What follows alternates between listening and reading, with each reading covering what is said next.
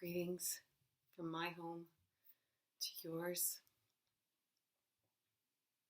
We're going to enter into a time of listening and experiencing what it means to be a part of a pulse that is vibrating in the world during this time of uncertainty and fear and possibility.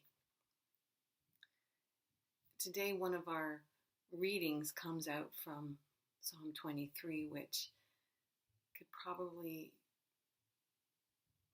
address so much in regards to our relationship with the divine, with the creating spirit, and with all creation, as it speaks to us about the pulse of this living God that exists in all life, and how we as humankind can respond to that by seeing in our lives, in the lives around us, in all life, how these simple acts that God creates for us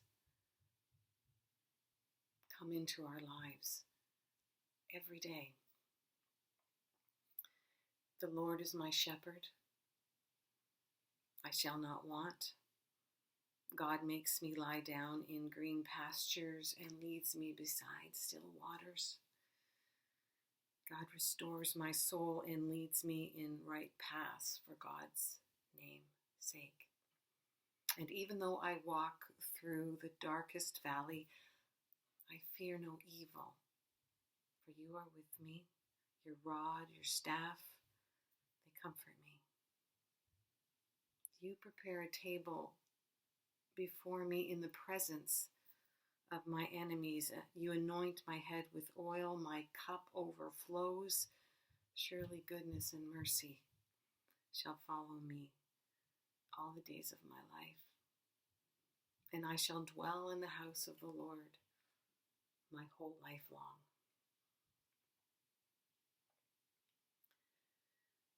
There is green and pastures and all things colorful and creative throughout our world. Not everyone has had the good fortune to participate in that. But inside the pulse of this God thing that we so desperately seek to find, sometimes every moment, sometimes every hour, sometimes every day, there is this pulse God thing inside all of us. And that is our green pasture. That is our place of rest and realization, where we know that God pulses with us in all that happens, in all that we do, in all that we experience. And when we hear the poet tell us that there's a banquet laid out for us, and our enemies are present, it is an invitation to all, even those lost, even those who exhibit evil acts, even those who fight against us. There is a banquet set up before us by God that invites even those into this pulse, because there is no selection about who belongs at the banquet and who doesn't. It is put out for all to be a part of. It is a big world table that we can all gather around. We need only choose to take up a seat, to share food, thought, love, hope, ideas, and wisdom with one another. We need only accept all things, all life, and be inclusive with everything. Creation, trees, animals, birds, they are the table. because they are with God in everything. You struggle? The poet of this writing has struggled and has found in that moment of clarity that every once in a while we get to participate in that place, that green hill, that wonderful pasture where we look out and we see from inside ourselves the hills of life and light, a place to blanket ourselves. And when we feel so overwhelmed by the uncertainty and fear, the separation we now experience, we can go inside that pulse, if only for a moment, and know that something is reverberating with us. Something is calling us home. We might have to strip away a lot of our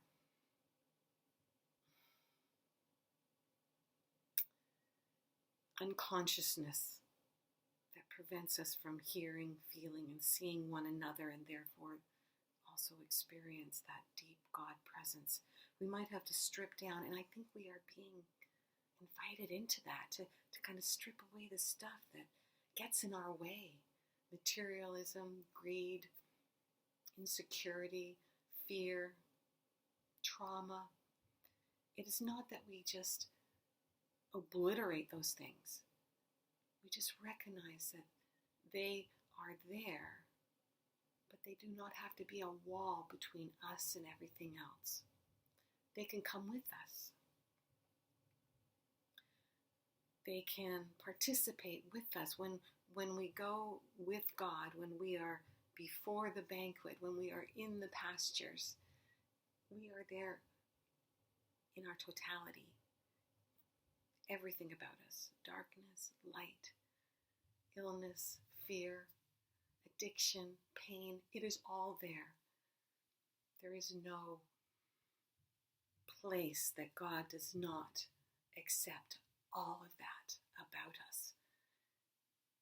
And when we can get that pulse becomes brighter. It becomes light. It becomes color. It is the rainbow of our world. And this is what is in us. All color, all light, all resonance. The darkness, the good, the bad, everything is part of God's universe. This poem, this psalm brings home that truth with such beauty and with such tenderness, because God is that tender. God has to be that tender to hold the multitudes of complexities that we are as human beings. And as we are created in that universal image, as is all life, then all is a part of this kingdom. We are a family. And if anything is coming out from this crisis that we are confused by, it is that we are one family. We are one community. And I share with you the hope that this pulse is brightening, is awakening our hearts.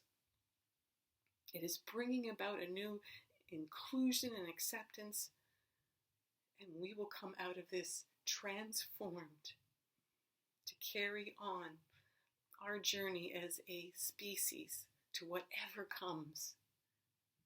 Because who knows? It is a mystery, but it is God's trajectory that we are on with fully, without hesitation. God's not hesitating. That's us. That's okay. We're bound to do that. I just want us to all remember that this is what's inside of us. And it's not going out. It is here. And we will hear it. And our lives will enter into something that we cannot yet discern. And it is not that there won't be suffering there already has been. But no, we are not alone in that. In any way, even when we feel we are. Even when we feel lost, we are still found. Even in the darkness and the fear, there is a light that carries us.